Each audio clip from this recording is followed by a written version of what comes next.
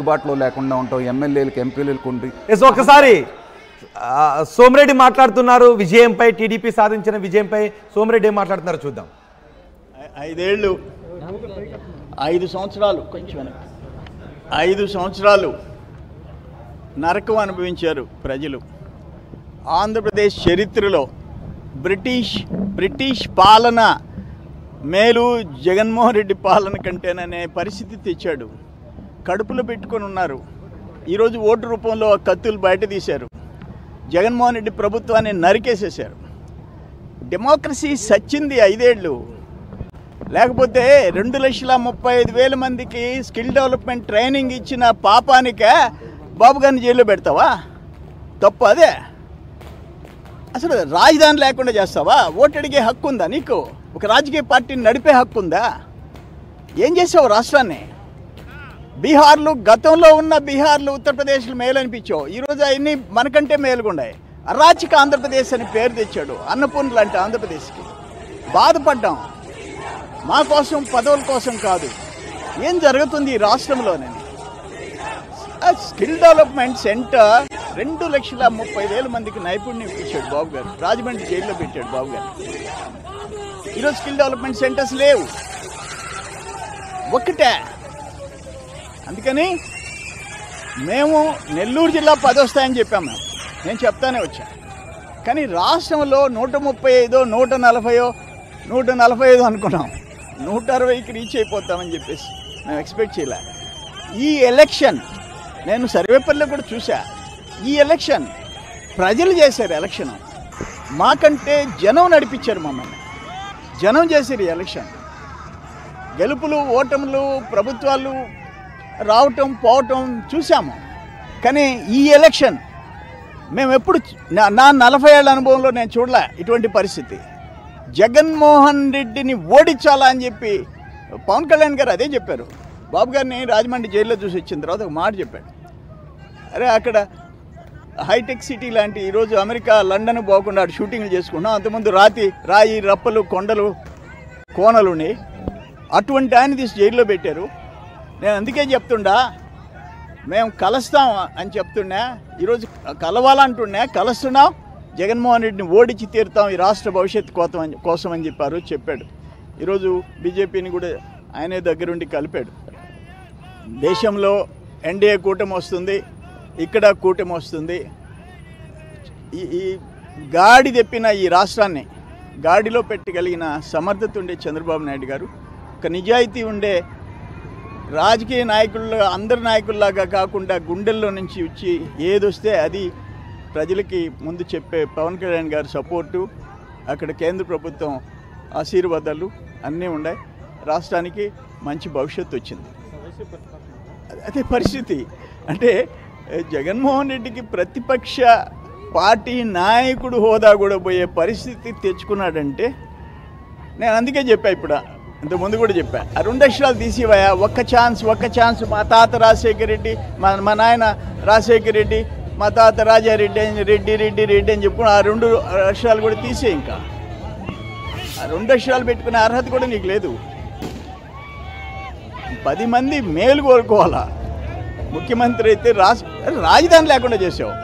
ఇటువంటి రాజకీయ నాయకుడిని ఎక్కడన్నా ఉత్తరప్రదేశ్ బీహార్ గతంలో క్రిమినల్ బ్యాక్గ్రౌండ్ ఉండేది. ఈరోజు అవన్నీ చాలా మేలైపోయినాయి. నాకు ఒకటే బాధ. ఆంధ్రప్రదేశ్ అంటే అన్నపూర్ణ లాంటి ఆంధ్రప్రదేశ్, ఆంధ్రప్రదేశ్ ఈరోజు అరాచక ఆంధ్రప్రదేశ్. బాబు గారిని జైలు నా మీద 18 కేసులు పెట్టి నేనేం గొప్పని కాదు నేను చెప్పేది. ఎవరిని వదిలిపెట్టారు మీరు? లోకేష్ బాబుని వదిలిపెట్టారా? కుటుంబాల మీద దాడి చేశారు మీరు. అందుకని అనుభవిస్తూ ఉండవు. జగన్మోహన్ రెడ్డి నిద్రలేని రాత్రులు అనుభవిస్తావు. నిద్రలేని రాత్రులు నువ్వు చేసిన పాపాలకి. నేనేమో నా సొంతాన్ని గురించి కాదు, రాష్ట్ర ప్రజల భవిష్యత్తు నాశనం చేసే హక్కు నీకు ఎవడిచ్చాడు?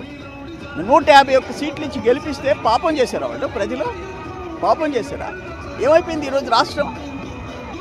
ఎంత కష్టపడితే దాన్ని గాడిని పెట్టాలి. ఈరోజు ఎంత కష్టపడితే ఆషామాషినా ఏ వ్యవస్థలు సర్వనాశనం చేసావు. ఏ డిపార్ట్మెంట్ లేదు. అగ్రికల్చర్ సచ్చింది, ఇరిగేషన్ సచ్చింది, R&B ఏదైనా సరే ఏ శాఖ బతికిందో చెప్పు. అందుకని మంచి పనిష్మెంట్ ఇచ్చారు. నెల్లూరు జిల్లా 10 సీట్లు వస్తాయని చెప్పాం, 10 వచ్చినాయి. స్టేట్లో కూడా వైసీపీకి ప్రతిపక్ష హోదా లేకుండా చేసే విధంగా తీర్పు ఇచ్చినారు. ప్రజలకు మేము రుణపడి ఉన్నాం. ప్రజలే ఎలక్షన్ చేశారు, మేము చేయలే.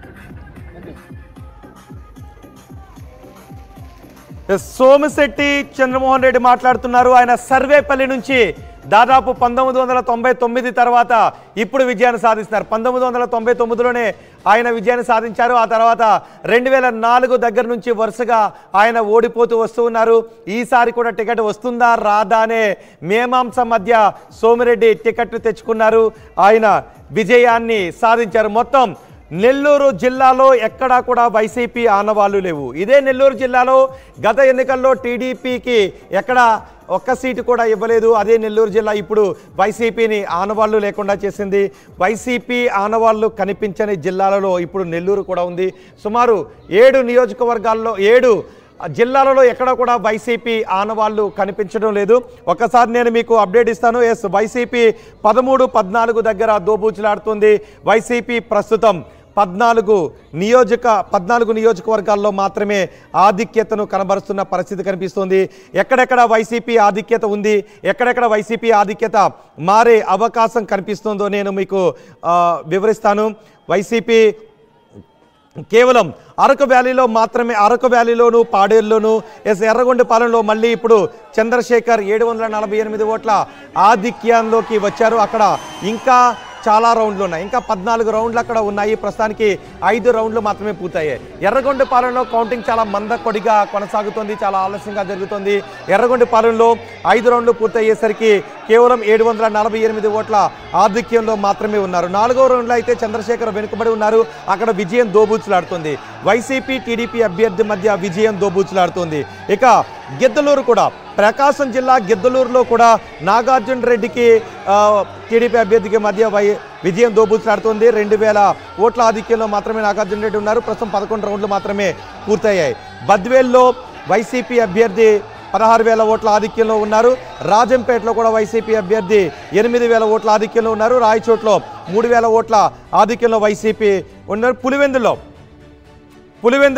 50,000 ఓట్ల ఆధిక్యంలో జగన్మోహన్ రెడ్డి ఆధిక్యాన్ని కొనసాగిస్తూ ఉన్నారు. ఇంకా అక్కడ 16 రౌండ్లు మాత్రమే పూర్తయ్యాయి. అలాగే మంత్రాలయంలో చూసినట్లయితే 10,000 ఓట్ల ఆధిక్యంలో వైసీపీ ఉంది. ఆలూరులో, కర్నూలు జిల్లా ఆలూరులో 3,000 ఓట్ల ఆధిక్యంలో మాత్రమే వైసీపీ అభ్యర్థి ఉన్నారు. ఇంకా అక్కడ 10 రౌండ్లు పూర్తి కావాలి. 10 రౌండ్లలోనూ ఏమన్నా జరగడానికి అవకాశం ఉంటుంది. ధర్మవరంలో కేతిరెడ్డి వెంకటరామరెడ్డి కేవలం 113 ఓట్ల ఆధిక్యంలో మాత్రమే అక్కడ కొనసాగుతున్నారు. ఇక 5 రౌండ్లు మాత్రమే అక్కడ మిగిలి ఉన్నాయి. ఒకవేళ అక్కడ ఫలితం ఎటైనా మారే అవకాశం కనిపిస్తూ ఉంది. ఇక తంబాలపల్లిలో 8,000 ఓట్ల ఆధిక్యంలో వైసీపీ ఉంది. పొంగనూరులో 6,000 ఓట్ల ఆధిక్యంలో వైసీపీ ఉంది. సత్యవేడులో కూడా ఫలితం మారే అవకాశం కనిపిస్తోంది. సత్యవేడులో వైసీపీ అభ్యర్థి కేవలం 133 ఓట్ల ఆధిక్యంలో మాత్రమే ఉన్నారు. 20 రౌండ్లకు కేవలం 7 రౌండ్లు మాత్రమే అక్కడ పూర్తయ్యాయి.